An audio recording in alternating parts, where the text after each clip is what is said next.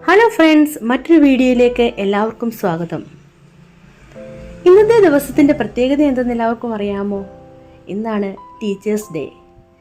ഇന്ത്യയുടെ ആദ്യ ഉപരാഷ്ട്രപതിയും രണ്ടാമത്തെ രാഷ്ട്രപതിയുമായ ഡോക്ടർ എസ് രാധാകൃഷ്ണൻ്റെ ജന്മദിനമായ സെപ്റ്റംബർ 5-നാണ് ഇന്ത്യയിൽ അധ്യാപക ദിനമായി ആചരിക്കുന്നത്.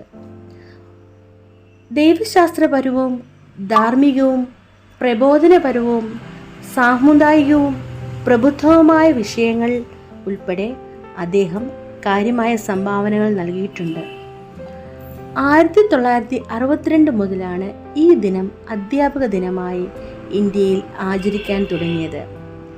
ഇന്ത്യയുടെ രണ്ടാമത്തെ രാഷ്ട്രപതിയായി സേവനമനുഷ്ഠിക്കുന്ന വേളയിലാണ് അദ്ദേഹത്തിൻ്റെ ജന്മദിനം ഒരു പ്രത്യേക ദിവസമായി ആഘോഷിക്കണമെന്ന ആവശ്യവുമായി വിദ്യാർത്ഥികൾ തന്നെ ഡോക്ടർ എസ് രാധാകൃഷ്ണനെ സമീപിച്ചത്.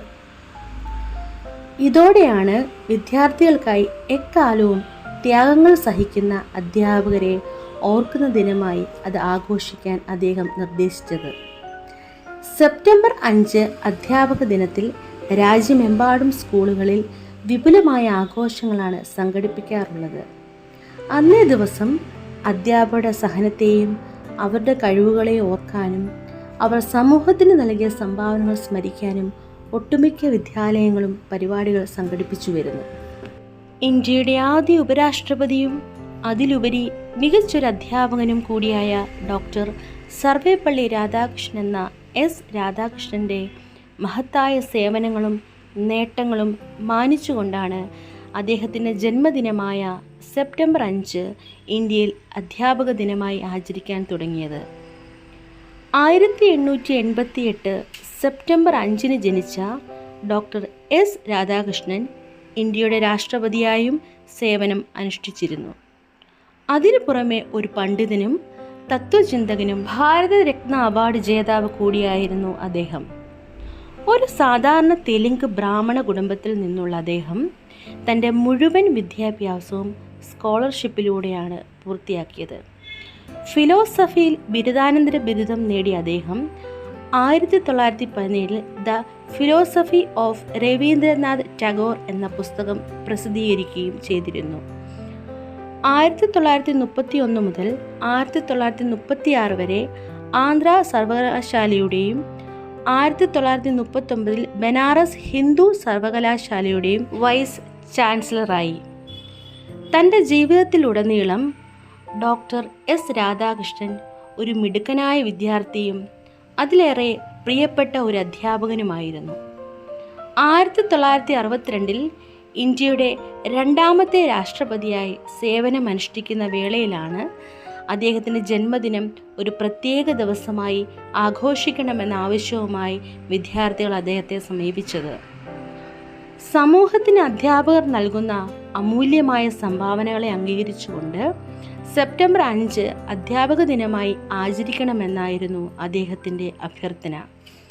ഇന്ത്യയുടെ ആദ്യ ഉപരാഷ്ട്രപതിയെ ആദരിക്കുന്നതിനും നമ്മുടെ ജീവിതത്തിൽ അധ്യാപകർക്കുള്ള പങ്കിനെ ബോധ്യപ്പെടുത്തുന്നതിനും വേണ്ടിയാണ് പിന്നീട് ഇങ്ങനെയുള്ള ദിനം ആഘോഷിക്കാൻ തുടങ്ങിയത്. പതിറ്റാണ്ടുകൾ പിന്നിട്ടെങ്കിലും നാം ഇപ്പോഴും ഇത് തുടർന്നു പോകുന്നു. മാതാപിതാ ഗുരു ദൈവം എന്ന സങ്കല്പം മനസ്സിൽ പതിഞ്ഞുപോയ സംസ്കാരമാണ് നമ്മുടേത്. ദൈവത്തിനും മുകളിലാണ് നാം അധ്യാപകർക്ക് കൽപ്പിക്കുന്ന സ്ഥാനം എന്നതാണ് ഇതിന് സാരം. അനുഭവജ്ഞാനത്തിൻ്റെയും പഠനത്തിൻ്റെയും ഒക്കെ ബലത്തിലാണ് ഒരു അധ്യാപകർ നമ്മൾക്ക് വിദ്യ ഉപദേശിച്ച് നൽകുന്നത്. അതുകൊണ്ട് തന്നെ അവരെ എത്ര തന്നെ പുകഴ്ത്തിയാലും ഓർത്താലും ഒന്നും മതിയാവില്ല. അത്തരത്തിൽ നമ്മുടെ പ്രിയപ്പെട്ട അധ്യാപകരുടെ സേവനവും അവരുടെ ത്യാഗവും ഒക്കെ ഓർക്കുക എന്ന ലക്ഷ്യത്തോടെ ആരംഭിച്ചതാണ് അധ്യാപക ദിനം. ഒരു സമൂഹത്തെ മുഴുവൻ വാർത്തെടുക്കുന്നതിൽ ബാലകൗമാരകാലത്തെ കുട്ടികളുടെ ചാബല്യങ്ങൾ തിരിച്ചറിഞ്ഞ് അവരെ നേർവഴിക്ക് നടത്തുന്നതിൽ പ്രധാന പങ്ക് വഹിക്കുന്നവരാണ് നമ്മുടെ അധ്യാപകർ. എങ്കിലും പലപ്പോഴും വേണ്ടത്ര അംഗീകാരങ്ങൾ അവർക്ക് കിട്ടാറില്ലെന്ന് നമുക്ക് തോന്നിയതിൽ അതിനെ ഒരിക്കലും കുറ്റപ്പെടുത്തുവാൻ കഴിയുകയില്ല. നമ്മുടെ രാജ്യത്ത് സെപ്റ്റംബർ 5 അധ്യാപക ദിനമായി ആചരിക്കുന്നതിന് വലിയൊരു കാരണമുണ്ട്. ഇന്ത്യ കണ്ട ഏറ്റവും മികച്ചൊരു അധ്യാപകനെ, മഹത്തായ ഒരു മനുഷ്യൻ്റെ ഓർമ്മയ്ക്ക് വേണ്ടിയാണ് അന്നത്തെ ദിവസം നാം രാജ്യമെമ്പാടും അധ്യാപക ദിനമായി എന്ന നിലയിൽ കൊണ്ടാടുന്നത്.